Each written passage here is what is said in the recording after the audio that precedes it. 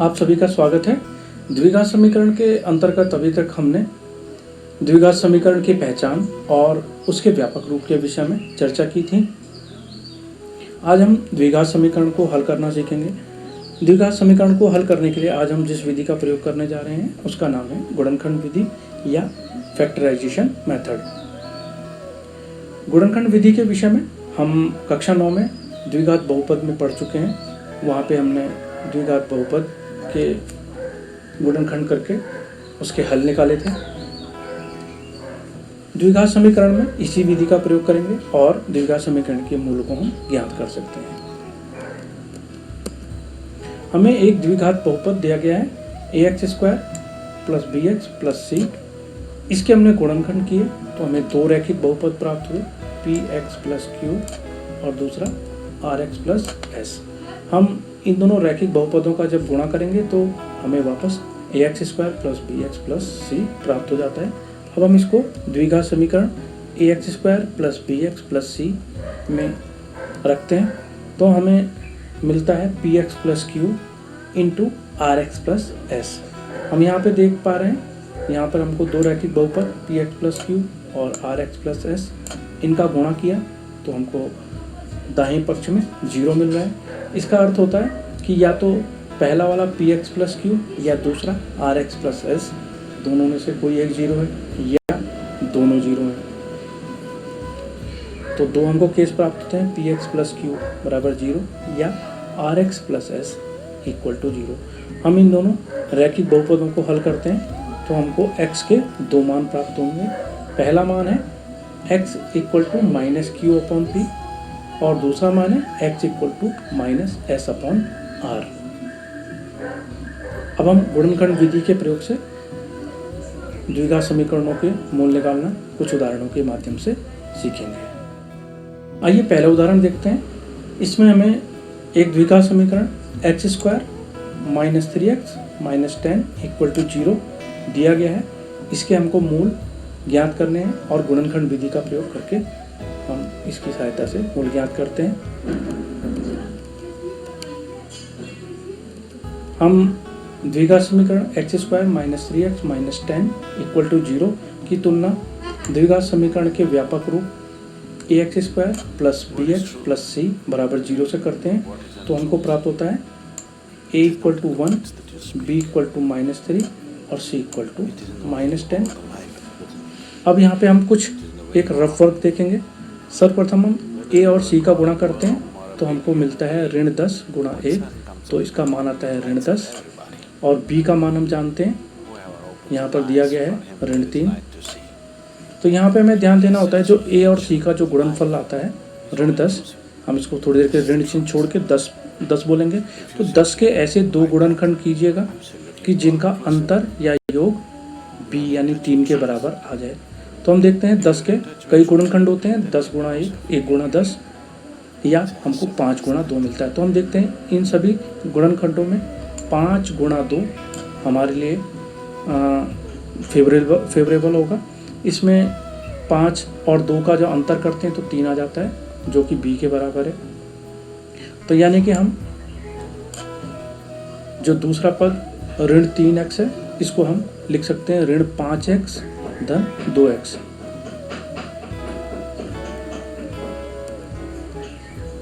तो देखिएगा पहला पद x², इसको ऐसे का ऐसे उतार दिया गया। ये जो दूसरा पद है -3x, इसको हमने -5x + 2x के रूप में लिख दिया और तीसरा पद -10, इसको -10 के रूप में लिख दिया। अब हम समीकरण को आगे देखते हैं। अब इस समीकरण में हमको 4 पद प्राप्त हो जाते हैं। पहला है x², दूसरा -5x, तीसरा -2x और चौथा -10। अब इन चारों पदों के हम दो पदों के जोड़े बनाते हैं। तो पहले दो पद x² - 5x इनका जोड़ा बना।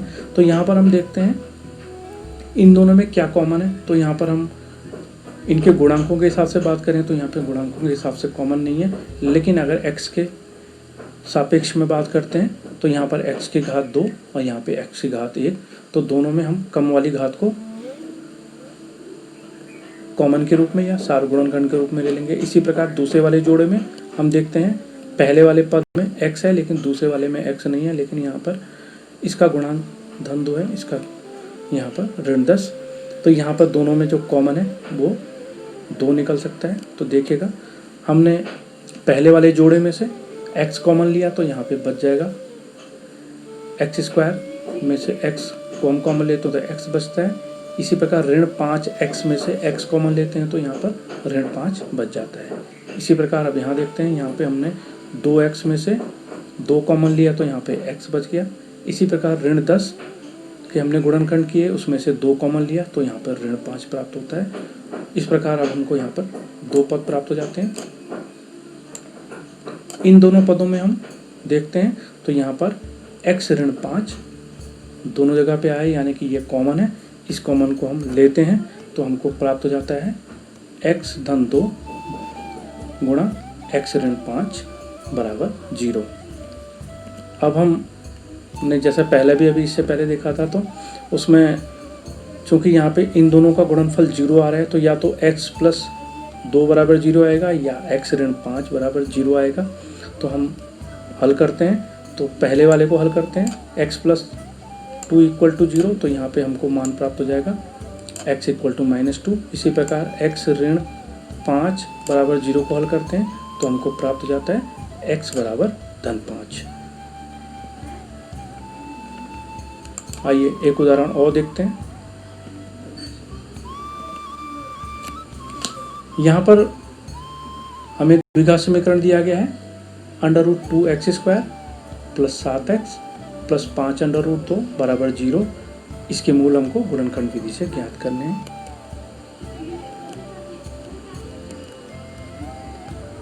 हम द्विघात समीकरण की तुलना व्यापक रूप ax² plus bx plus c बराबर 0 से करते हैं तो हमें a का मान √2 प्राप्त होता है, b का मान धन 7 प्राप्त होता है और c का मान धन 5√2 प्राप्त होता है। अब यहाँ पर हम इधर रफ में देखते हैं। सर्वप्रथम a और c की गुणा करते हैं तो यहाँ पर देखिएगा a और c की गुणा √2 गुणा 5√2। यहाँ पे थोड़ा सा हम इसको और समझेंगे। अपरिमेय संख्याओं में हमने पढ़ा था √2 और √2 को जब आप गुणा करेंगे तो ये 2 के बराबर प्राप्त होगा। √3 और √3 को गुणा करते हैं 3 के बराबर प्राप्त होता है। या फिर हम इसको ऐसा भी कह सकते हैं, 2 को हम √2 गुणा √2 के रूप में लिख सकते हैं। तो यहाँ पर हम देखेंगे √2 और √2 का गुणा होता है तो 2 बनता है, 5 का गुणा 2 से किया 5 दूनी 10।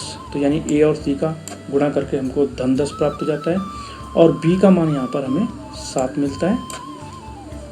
अब हम a और c के गुणनफल यानी 10 के 2 ऐसे गुणनखंड करते हैं कि जिनका जोड़ या अंतर b यानी 7 के बराबर आता है। तो 10 के कई गुणनखंड बनते हैं तो हमारे लिए सबसे फेवरेबल 5 गुणा 2 बनता है और 5 और 2 को अगर आप जोड़ते हैं तो ये 7 के बराबर मिल जाता है। तो हम जो दूसरा पद था 7x, इसको लिख सकते हैं 5x धन 2x के रूप में।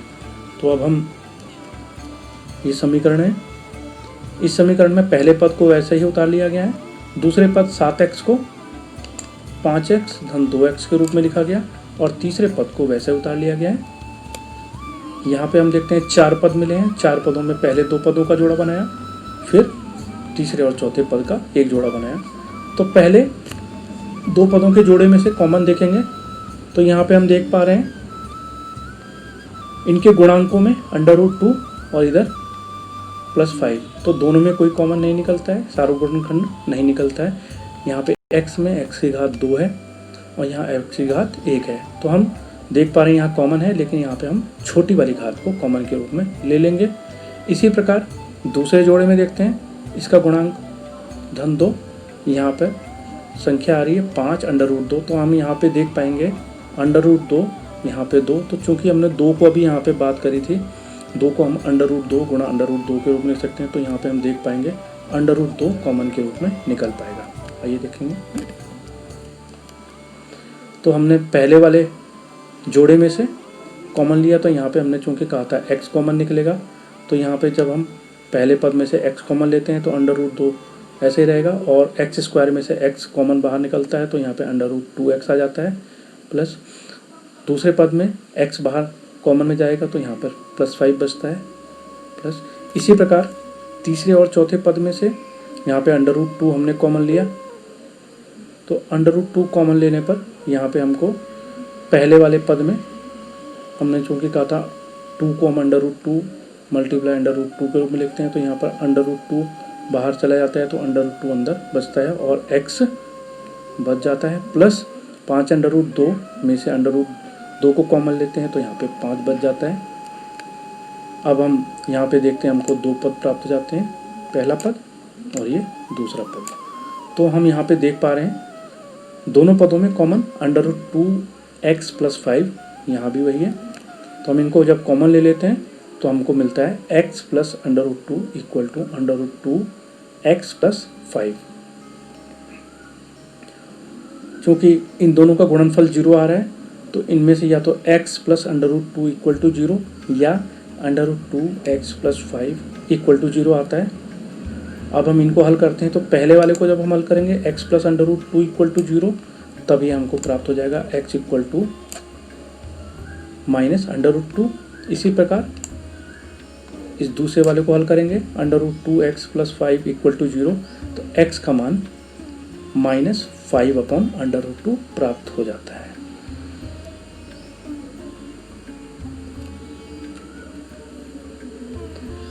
अब हम एक शाब्दिक प्रश्न देखते हैं। यहाँ पर हमको प्रश्न दिया गया है ऐसी 2 संख्याएं ज्ञात कीजिए जिनका योग 27 हो और गुणनफल 182 हो। यहाँ पर हमको चूंकि 2 संख्याएं ज्ञात करनी है तो हम पहली संख्या को x मान लेते हैं, माना पहली संख्या या एक संख्या x है। चूंकि दोनों का योग 27 आ रहा है तो दूसरी संख्या 27 ऋण x हो जाएगी। और हमें शर्त में दिया गया है दोनों संख्याओं का गुणनफल 182 आ रहा है, तो यहाँ पे हम देख रहे हैं दोनों संख्याओं का गुणनफल निकालते हैं। पहली संख्या x और दूसरी संख्या 27 ऋण x, तो x गुणा 27 ऋण x दोनों गुणनफल, और इसको जब हम हल करते हैं तो आता है 27x ऋण x⁴2। प्रश्न में हमको कहा गया है कि दोनों संख्याओं का गुणनफल 182 है और यहाँ भी हमने गुणनफल निकाला 27x ऋण x⁴2, तो यानी कि हम इनको आपस में बराबर रख देते हैं और इसको जब हम रीअरेंज करेंगे तो हमको ये द्विघात समीकरण के व्यापक रूप में रखेंगे तो ये आ जाएगा x² - 27x + 182 = 0। हम x² ऋण 27x + 182 इसकी तुलना हम द्विघात समीकरण के व्यापक रूप ax² + bx + c से करते हैं। हमको मिलता है a = 1, b = -27 और c = 182। तो हम यहाँ पर सर्वप्रथम a और c का गुणा करते हैं तो ये मिलता है a गुणा 182 यानी 182 के बराबर, और b का मान 27 ऋण 27 है तो हम 27 के रूप में लेते हैं। 182 के हम 2 गुणनखंड करें कि जिनका योग या अंतर 27 के बराबर आए, तो हम देखते हैं 14 और 13 2 ऐसे गुणनखंड हैं, जब हम इनको जोड़ते हैं तो ये 27 के बराबर आता है। हम इसका मतलब इसका जो दूसरा पद है ऋण 27x, इसको हम लिख सकते हैं ऋण 14x ऋण 13x के रूप में। हमने ऋण 27x को ऋण 14x ऋण 13x के रूप में लिखा। यहाँ पर हम पहला और दूसरा पद इनका एक जोड़ा बनाते हैं, इसी प्रकार तीसरा और चौथा पद इनका एक जोड़ा बनाते हैं। हम पहले वाले जोड़े में कॉमन देखेंगे तो यहाँ पर हम देख पा रहे हैं कि यहाँ पे x दोनों जगह आया है और x की कम घात 1 है तो हम उसको कॉमन के रूप में लेंगे। इसी प्रकार दूसरे वाले जोड़े में हम देख पा रहे हैं x वाला पद पहले में है लेकिन दूसरे में नहीं है, लेकिन गुणांकों की तुलना करते हैं तो यहाँ पर देख पा रहे हैं 13 और यहाँ पर 182, तो दोनों में 13 को कॉमन ले सकते हैं। तो हम देख पा रहे हैं पहले वाले जोड़े में से हमने कॉमन लिया x, तो पहले यहाँ x² में से x कॉमन लिया तो x बचता है। इसी प्रकार ऋण 14x में से x कॉमन लिया तो यहाँ पर ऋण 14 बचेगा। इसी प्रकार दूसरे वाले जोड़े में से हम ऋण 13 को कॉमन लेंगे तो यहाँ पर पहले वाले में ऋण 13x में से ऋण 13 जाता है तो x हमारा बचता है। इसी प्रकार धन 182, इसमें से हम ऋण 13 को कॉमन लेते हैं तो यहाँ पर हमारे पास ऋण 14 बच जाता है। और हम यहाँ देख पा रहे हैं 2 पद मिल रहे हैं, पहला पद और ये दूसरा पद। इन दोनों पदों में x ऋण 14 कॉमन है, तो x ऋण 14 को कॉमन लेने पे हमको मिलता है x ऋण 13। और अब हम यहाँ देख पा रहे हैं x ऋण 14 और x ऋण 13 दो रैखिक बहुपद हैं, इन दोनों का गुणनफल 0 के बराबर आ रहा है। इसका अर्थ होता है या तो x ऋण 14 0 के बराबर होगा या x ऋण 13 0 के बराबर होगा। हम इनको हल करते हैं, तो पहले वाले को हल करेंगे x ऋण 14 बराबर 0 को, तो हमको उत्तर प्राप्त होगा x बराबर 14। और x ऋण 13 बराबर 0 को हल करते हैं तो हमको प्राप्त होता है x बराबर 13, यानी हमारी जो वांछित संख्याएं थी 14 और 13 आती हैं। इस प्रकार हम अन्य उदाहरण भी हल करके गुणनखंड विधि को और अच्छे से समझ सकते हैं। धन्यवाद।